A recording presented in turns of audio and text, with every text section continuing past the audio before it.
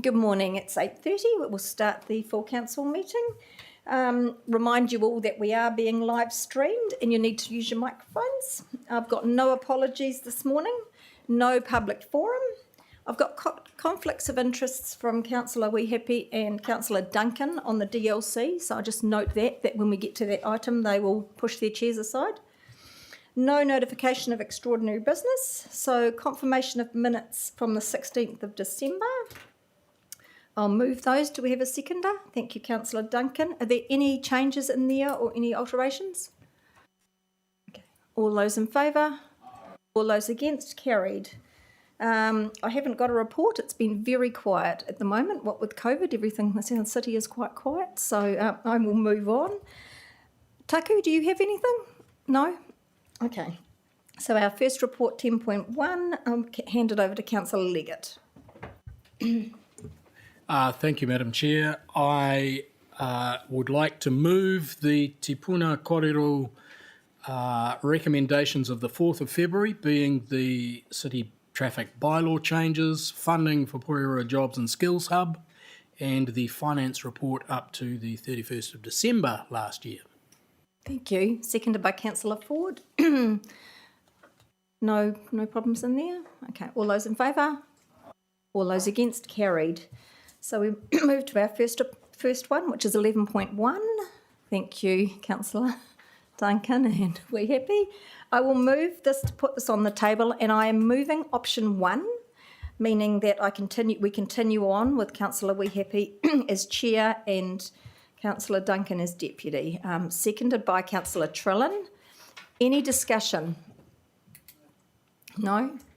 All those in favour? All those against? Carried. Would they like to come back? How far have they gone?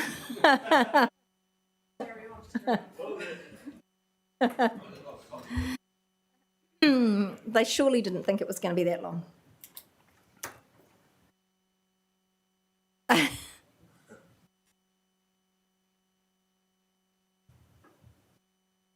Thank you, Robin. Okay, 11.2, Porirua City Council standing orders. I'm going to move that to put it on the table. It's pretty straightforward, but I'll move it. Seconded by Councillor Leggett. Open for discussion. Any discussion? Yes, Councillor Trillin. Thank you, Anita. Just wanted to clarify quickly in relation to the emergency meetings provision. The emergency meeting can be called by the Mayor, and if the Mayor is unavailable, the Chief Executive. Just wanted to clarify there, where the Mayor is unavailable, does that mean that the Deputy Mayor is unable to, or if the Deputy Mayor is acting in the capacity of the Mayor, is that when she'd be able to? Just a clarification.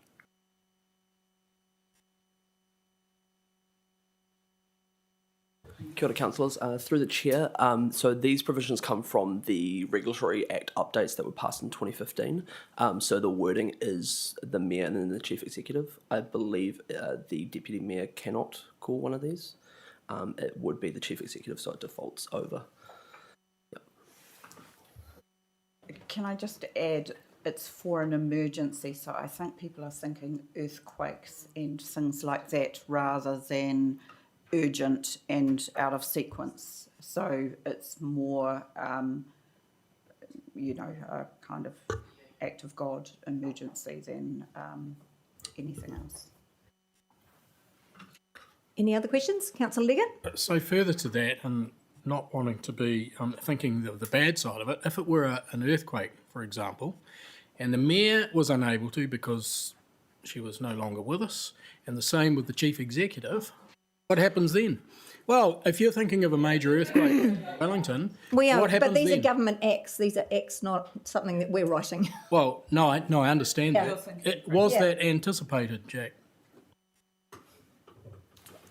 Councillors, through the chair, I probably had to take advice on that. I would believe that in that circumstance that the Deputy Mayor would then be appointed as Mayor under the Act. Yep. Okay, any other questions? All those in favour? Those against? Carried. We move to 11.3. This is the establishment of the Wellington Regional Leadership Committee. I'm going to ask Kim Kelly and Luke Troy to come up. So I'm going to move it to put it on the table. seconded by Councillor Wehappy. So I'll hand it over to Kim and Luke to give you a bit more information. Thank you. Just some introductory comments and a couple of things in the paper that have moved on slightly since we sent this information before Christmas, just so you have the latest info. So this paper has already been to Masterton, South Wairarapa, Carterton, Porirua and Upper Hutt, and they've all approved all of the recommendations. Yep. You're the sixth one, and there are 3 more next week.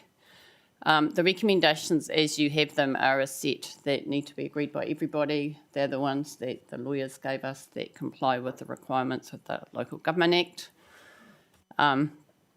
And just a couple of things in the paper. So on your page 117, in terms of there's a table there about timing. So those 2 things that were in the January column, in the end, we decided to not do a media release on the Joint Committee, which in hindsight has worked out quite well because we might have had some councillors who heard about the Joint Committee through the media rather than at meetings. So we didn't do that. And we were also going to start appointment of the independent chair in January and then decided to wait till after all the council meetings. So at this stage, assuming everybody signs off by the end of next week, we're going to start the process on the 1st of March. So it's an independent search, and your mayor and CE will get an email outlining how you can either shoulder tap people and tell them to apply or put names into the process. So that's the timing with that. And then on page 124,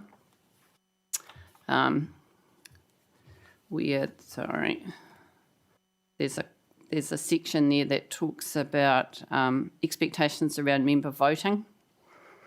So it's just above the section, just above the table. When we first wrote this joint agreement, the legal advice still stands is that because at one point we were saying, can we have separate memberships for different parts of the committee? You can't, you have to have everyone as a member.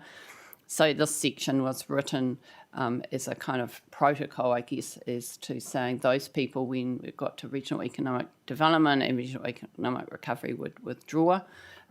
What has become a bit more obvious since this was kind of signed off before Christmas is that then in all practical terms, probably those people will end up on the committee for all of those things. So, for instance, we've been talking about who the ministers might be, and Minister Nash, who's the Minister of Economic Development, his name has come up.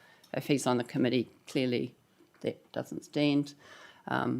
If the committee's doing a regional economic development strategy, which is one of the pieces of work, then with Horowhenua and the regional growth framework, it would make sense for them to be part of that. So just what we're asking each council now is to sign it off as is, and one of the first things we'll do at the joint committee is to get them to look at that bit.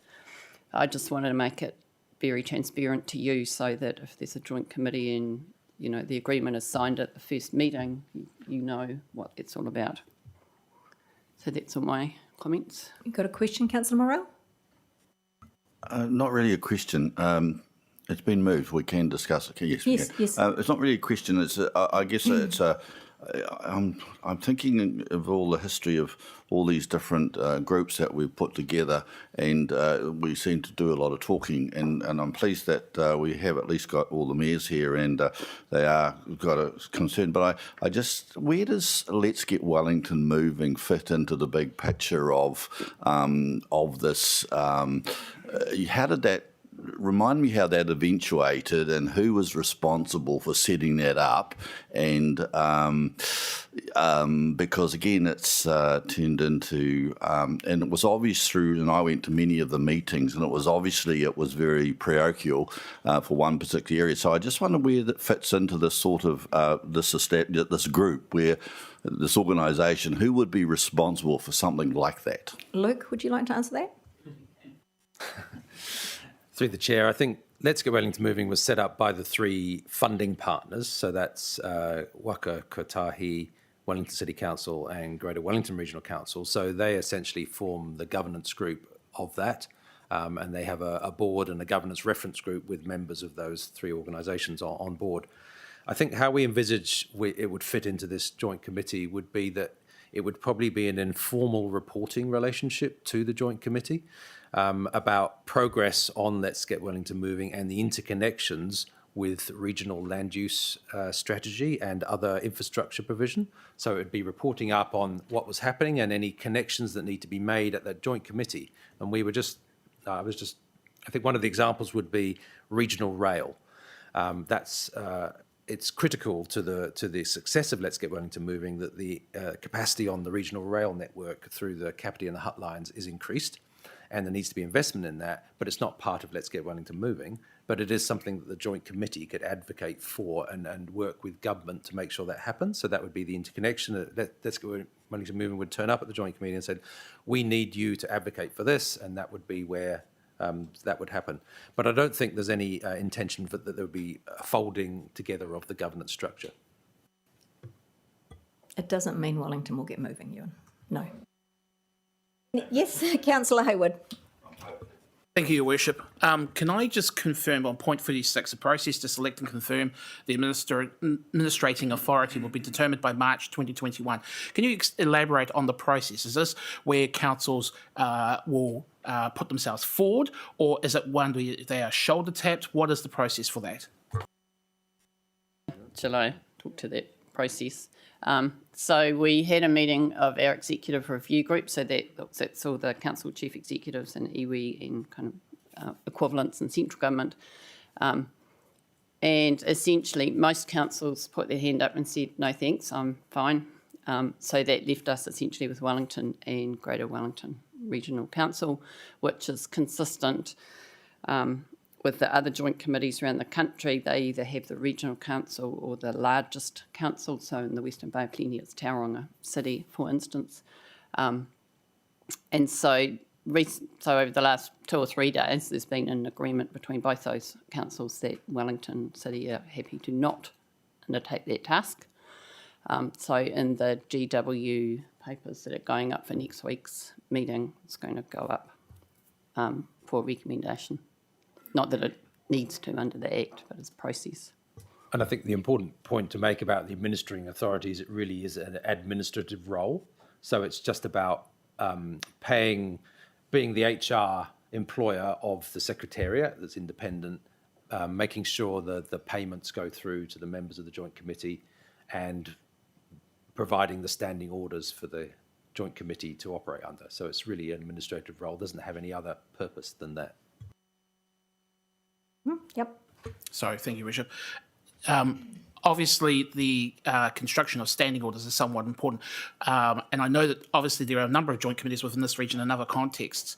Can I get an assurance that the construction of the standing orders have been reviewed before they are put into place to ensure that there's no subsequent issues around the validity of motions that are put on in that committee if they are ever required?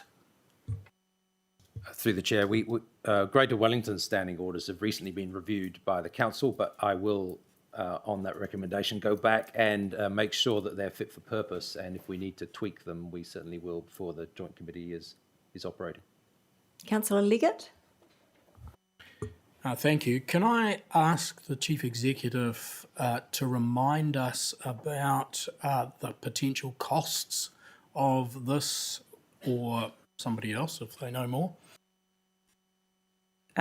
Actually, Kim possibly knows more than I do about this in detail, but at a high level, the costs fall to Greater Wellington, so they're going to raise through their regional rate the cost of running the committee, etc. And my recollection is some small project initiation type funding. I might get myself into a little bit of trouble beyond that, but so I'll pass to Kim. If you're talking about the cost of the joint committee is distinct from the regional growth framework. Yep. So regional council. So at the moment, there's and Luke will tell me if I've got the numbers wrong. There's a WRS rate which is a targeted rate which is going to be reduced by $400,000, and then a general rate of $600,000 will be struck to pay for the joint committee. So that's the secretariat staff, independent chair on payment, and payment for iwi members to fully participate on that joint committee. Subsequent question. And then, so if any project work Yep. in the future, how will that be funded? Is that going to be funded on a council by council basis or some sort of joint basis as well? Yep. So at the moment, I can just speak for the regional growth framework projects because it's the only ones that I know and that I guess the committee has. I have indicated to all the chief executives a number that I think will be possibly, it's got like so many what ifs on it, for the projects in the first year of the regional growth framework. So ultimately, process-wise, so we'll go to the joint committee when it's formed and say, here is our recommended 1-year program and 3-year programs. They, here's what we think it's cost, here's the kind of resourcing, and they will sign it off. So if the joint committee decide they want to do some year 2 projects in year 1, it'll cost more, and vice versa. But at the moment, the assumption is the projects will be paid by a mix of central government and local government, and an indicative number has gone to all the CEs. One more. And are those numbers reflected in our long-term plan?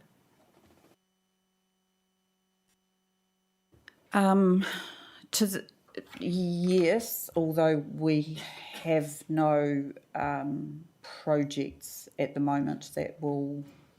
Placeholders? No. So this has been quite a debated issue.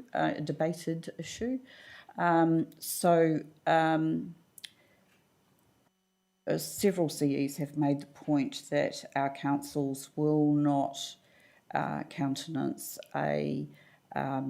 having to fund something, say in our case, something that only really derives primary benefit for the Hutt Valley or something. So there is an overall agreement that each project will have to be determined project by project. So the Melling Link, for example, we wouldn't expect to be contributing to that. So they have to be truly regional projects for everybody to contribute. It would be fair to say that most of the projects aren't scoped enough to really have attracted, alarm or otherwise.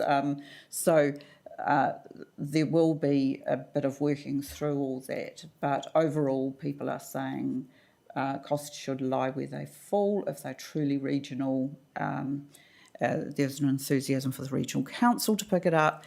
If they affect only a portion of councils, which quite a lot of them will, the costs will have to be attributed on a negotiated basis. But there's quite a variety of projects in that spatial plan, and there's no one rule, I think, that we concluded would fix the whole sort of macro set of projects. Anybody else? Yeah, I have a question. Thank you, Taku. The iwi that have been approached to be a part of this leadership group, how do I put this?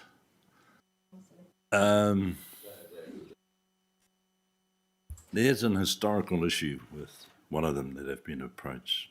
It's been an historical issue for Ngāti Toa and Ngāti Raukawa for a long, long time. And I wouldn't mind taking that issue up with you later on. Yeah, I've been dancing my way through some relationships, but and both in so there are 7 iwi who will be asked to nominate people to put on the joint committee, and they haven't been all as active as the others, but Ngāti Toa have been particularly active, and Laukawa have as well. So, yeah.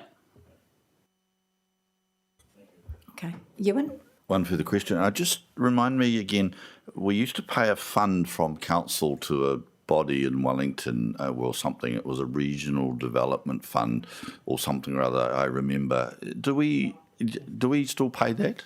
The Regional Amenities Fund? Yeah, so no, we desisted from that this year, for this year. Last year. So, yeah. Okay. No other questions? So this has been a debate around the mayoral table, obviously, and the mayoral region further up to Horowhenua, and we all have agreed on it. So I'm pleased that, I'm hoping that you're all going to vote for it, and it will bring us, hopefully, more regionally connected in a number of ways. So I'm going to move the motion. So all those in favour? Those against? Carried. Thank you.